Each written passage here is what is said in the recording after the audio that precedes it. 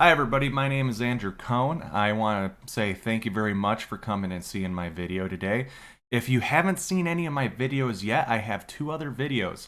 One on my whole entire paper, just covering the subjects that it actually talks about, and one that actually covers term limits. You can find both of those videos in my Facebook group, The People's Discussion, and you can also find those on my YouTube page called Andrewtakingaction. If you want the paper, you can actually give me a message, make a comment asking for it. We can talk, and I can get a hold of your email, and I can email it to you. Otherwise, please like, comment, and subscribe. Commenting is really important. Liking is really important, and subscribing, of course, shows that people are actually liking what I happen to be pushing here. Commenting, I would like, just simply because I'd like to hear your ideas, your what you think can be improved, what you think should be added, or perhaps what you think should be removed. I want to hear your ideas as well. I don't think this paper is complete without your ideas. So throw it at me and let's have a discussion on this. But anyway, I want to say thank you ahead of time for once again watching this video. We're going to go ahead and move on to what the topic that is today. So today we're covering pay and pay raises and retirement. I'm just going to go ahead and read this off and we'll go over it from that point. So basically in pay and pay raises, I cover currently pay for federal politicians are from the federal budget. Yeah, excuse me. It's actually from the U.S. Treasury. This should not be the case, in my opinion. From here on out, a politician should be paid by the district who elects them. The whole point of that actually, I can break that down a little bit. So, I don't think it'll change that it's coming from the U.S. Treasury, but I think rules can be put in place that actually prevent politicians from having power over how much pay they get.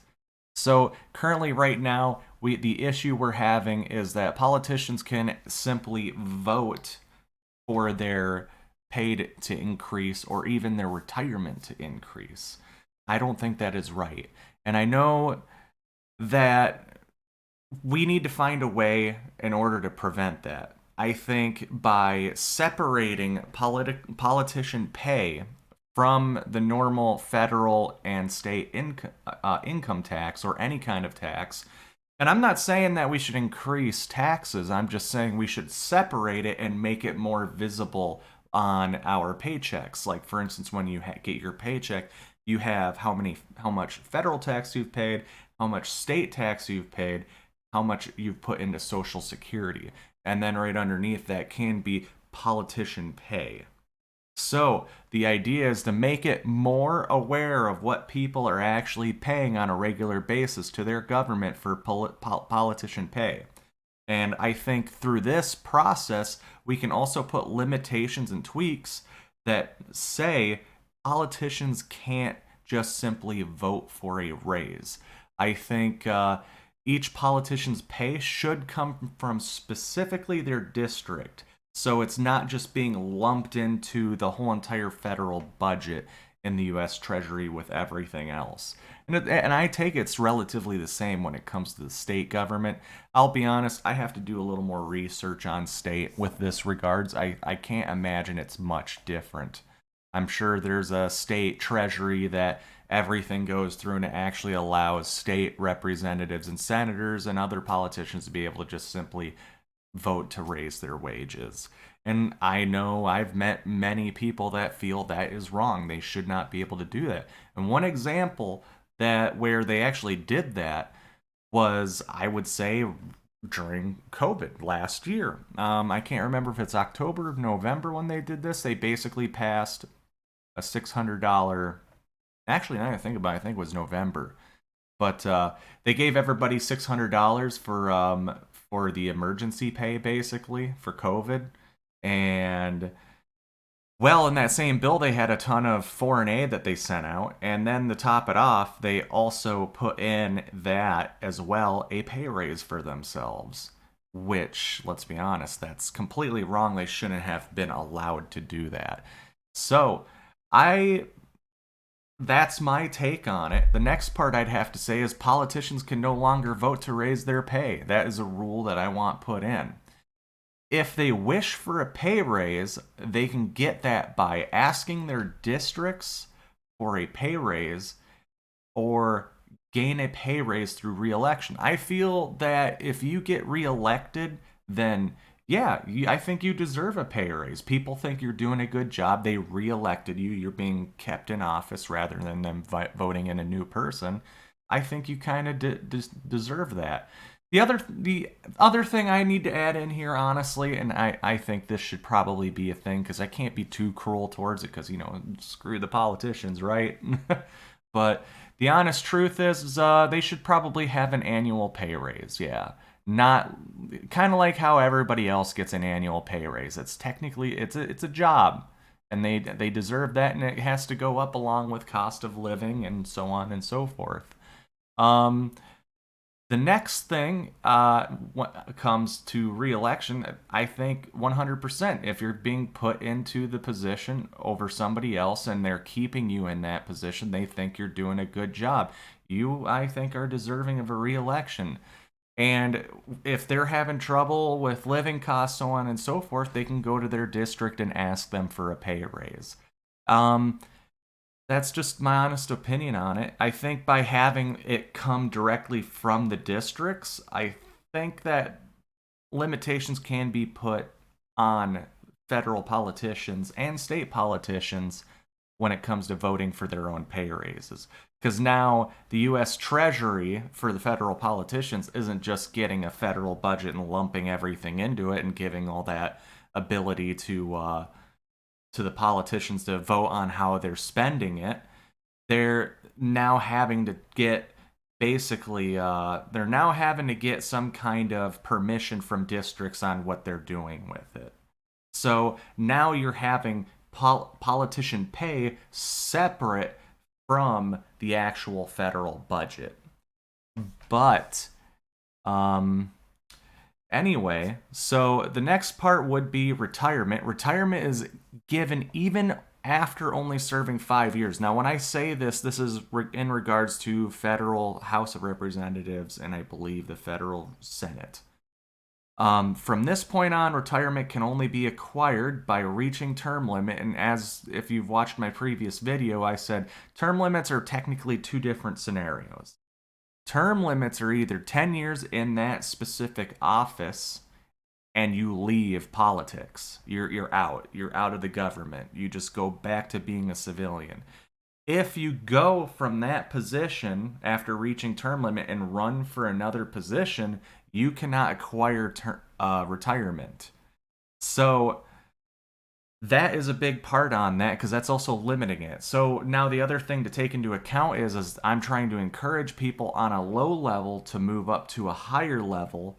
So in other words, if you hit term limit with something and you move on, then you can't get the retirement from the position you previously were at.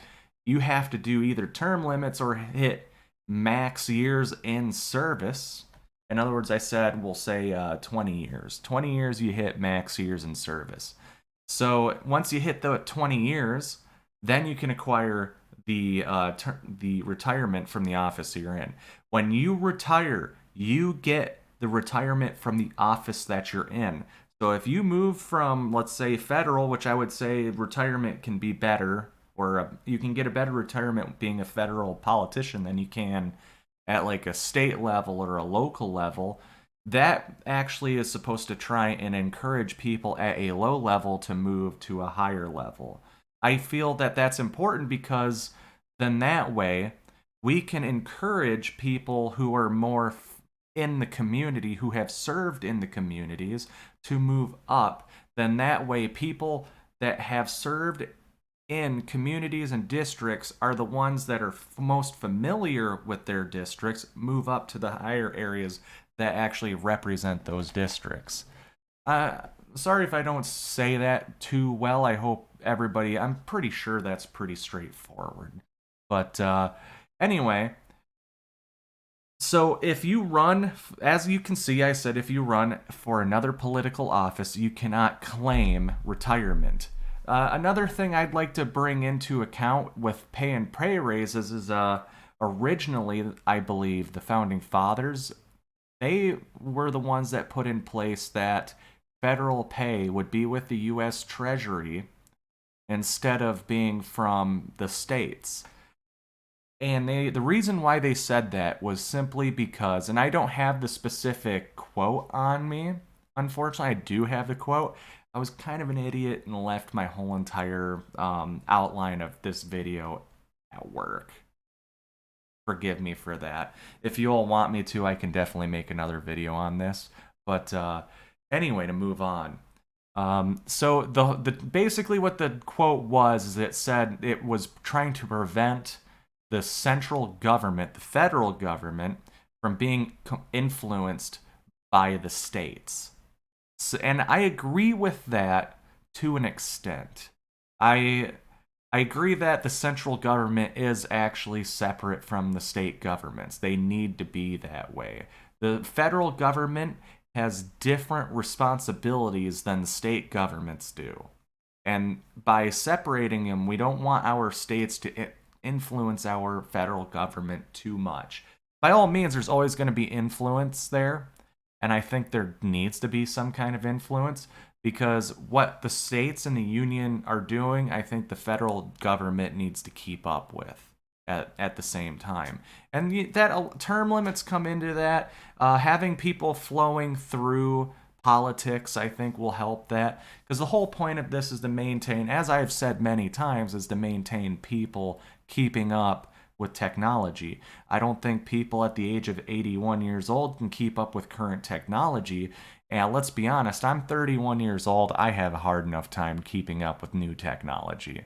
I see that new folding phone that I think Samsung's coming out with, and I. But anyway, yeah, so basically, the whole point of this is to not just. It's supposed to create a process in which people from a low level move up and also encourages those people at a low level to move up. Because I would like to see people who are more familiar with the districts, communities that they come from, taking these positions. And I said this in a previous video where I said there are people who actually move from one location to another in order to run for an empty seat. And I think that's wrong. I think you need to be living in a certain area for a certain amount of time. You need to be familiar with the area, the district, the community, the cities, the towns that are in that district before you can run for these positions. Because somebody with a completely different political ideology can move to another area that has, once again, a completely different political ideology and run for them and run things into the ground. And we've seen this happen before. And well, I think the point I'm trying to make here is a politician isn't just a job, it's a service. They're a service member. Their job is to service the people, represent the people in the process. And I think through these kind of restrictions, these kind of rules, we can make that happen. But anyway, it's a short video today. Apologies for that I can't go too much further into it. Once again, like I said, if there's stuff in here you think are missing, please say it. Please like, comment, subscribe. Share this video because it's really important that my voice gets put out there to as many people as it can. I think if you are willing to share it, please do. And I want to say thank you very much for doing so. It's a big help. I hope you all have a good one and have a good night.